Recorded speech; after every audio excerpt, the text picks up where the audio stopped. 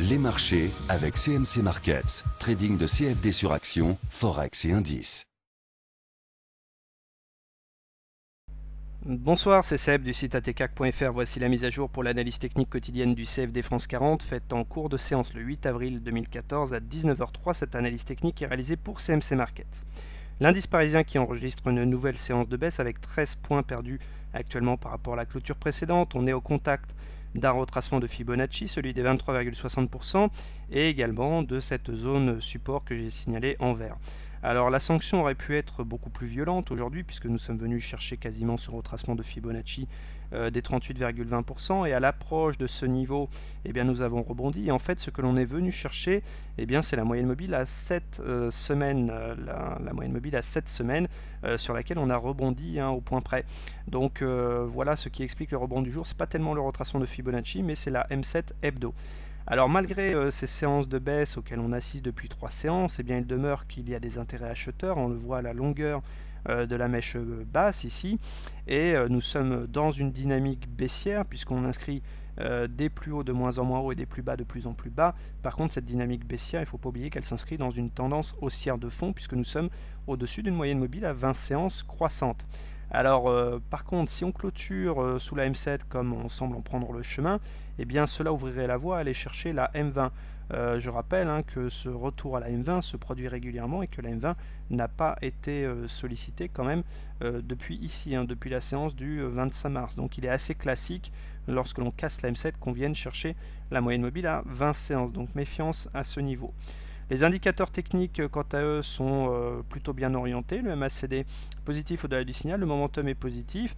On est en train de payer les divergences baissières standards que j'ai signalées sur le MACD et le momentum, puisqu'on avait fait des plus hauts sur les cours, mais pas sur les indicateurs. Par contre, petit signal d'alerte ici sur le stochastique, j'avais dit de surveiller de près cela. C'est le fait que l'on soit en train de sortir de la zone de surachat après avoir croisé le signal. Ça, généralement, c'est pas très bon. Encore une fois, je prends quelques exemples. Ici, là, on était sorti de la zone de surachat après le croisement du signal. Regardez la baisse qu'il y avait eu derrière. Ça n'arrive pas à chaque coup, puisque là, on était sorti du surachat. Bon, finalement, après, on était reparti vers le haut. Voilà. Donc, ça marche pas à tous les coups, mais c'est assez classique que derrière, on ait une consolidation assez significative. Voilà, donc on est également à l'intérieur de cette fourchette d'Andrews, de ce canal ascendant, là, entre la médiane et le support. Donc, encore une fois, on ne peut pas exclure d'aller chercher à terme le support ici, qui nous amènerait finalement justement au test de la M20. C'est vers les 4353 points. Vous voyez, on est sur le même niveau que la M20 actuellement pour le support de la fourchette d'Andrews. Voilà, donc bon, il n'y a pas de raison d'être inquiet particulièrement puisqu'on est toujours en tendance haussière. Maintenant, attention parce que le scénario, le risque d'aller chercher la M20 est rendu crédible par la cassure de cette M7 et la sortie de surachat du stochastique.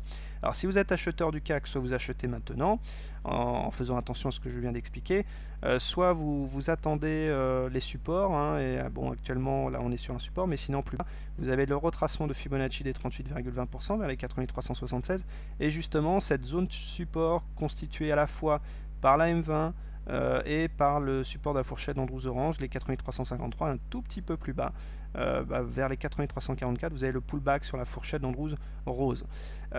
Si vous êtes baissé sur l'indice, attention, c'est vrai que ça peut donner envie là ces séances de baisse, mais n'oubliez qu'on est en tendance haussière de fond, donc il ne faudra pas être surpris si on rebondit un petit peu.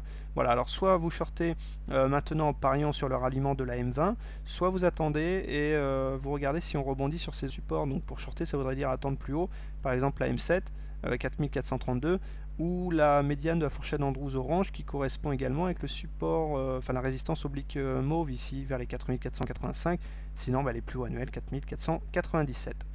Voilà, pour résumer cette analyse technique, donc dynamique baissière, oui, mais dans une tendance haussière de fond, avec des indicateurs techniques au vert, signal d'alerte ce soir, sortie de surachat du stochastique, cassure de la M7, donc la voie est ouverte pour aller chercher la M20. Maintenant, à voir si on rebondit sur les supports ou pas. Sinon, le risque, c'est d'aller chercher la M20.